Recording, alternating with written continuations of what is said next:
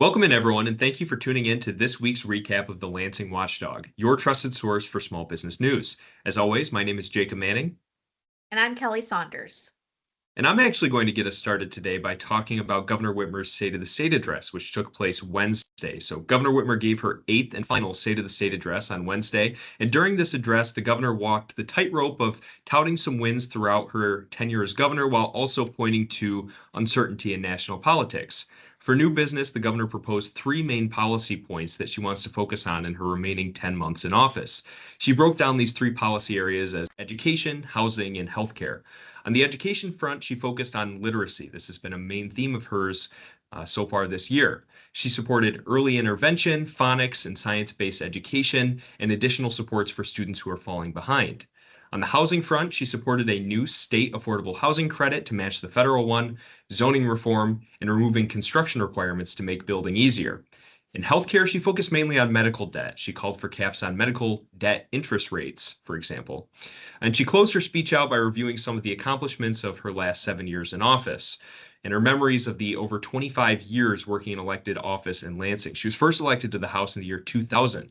So no out of left field curveballs as far as policy, but a handful of items that she thinks she can get done with bipartisan consensus in the remaining 10 months in office.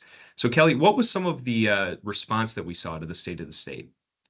Yes, everyone always has something to say after these big speeches. So the Republican response to Governor Whitmer's State of the State address was given by Senate Minority Leader and gubernatorial candidate Eric Nesbitt, where he was critical of the governor, saying that what we heard tonight didn't pass the smell test.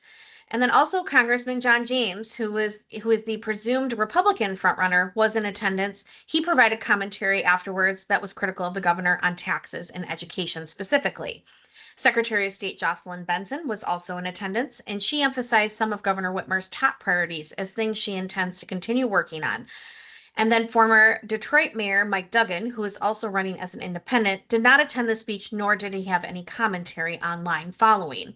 Back to you, Jacob. What can you tell us about the speaker's backfill revenue plan? Yeah, so we talked last week about the Speaker's property tax plan, and on Tuesday of last week, Speaker of the House Matt Hall proposed a new proposal to replace the $5 billion in revenue that would be cut through that property tax proposal.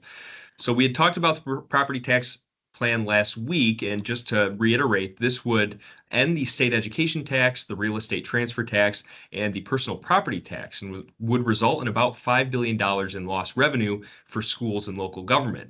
To replace this revenue, Speaker Hall's new proposal would expand the state's 6% sales tax on a limited basis to a number of services that specifically cater to, as he says, high-income families. Bills have not yet been introduced on this proposal, but affected industries would include various services in the tourism and entertainment industries, as well as newspapers, AI services, and political ads. The speaker says that legal services, healthcare, and other everyday services would be exempt from his plan.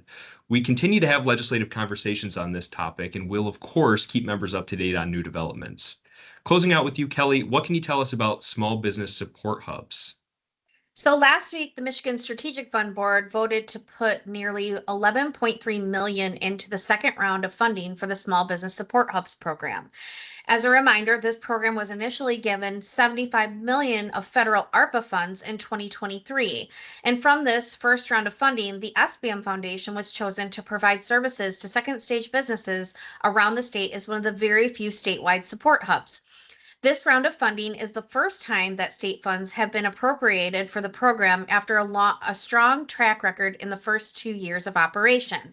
The application process for this funding will take place between April 1st and June 1st of this year, and first awards will be selected at the end of June. Jacob, do you want to close us out with some events that we have coming up? Yeah, so we wanted to mention that we have two upcoming events with gubernatorial candidates. SBAM will be with candidate and businessman Perry Johnson on Monday, March 9th in Oakland County. And then a couple weeks later, we will be with Congressman John James on Monday, March 23rd, again in Oakland County. But that's all we have for you this week. Thank you all for tuning into the Watchdog, and we'll see you next week.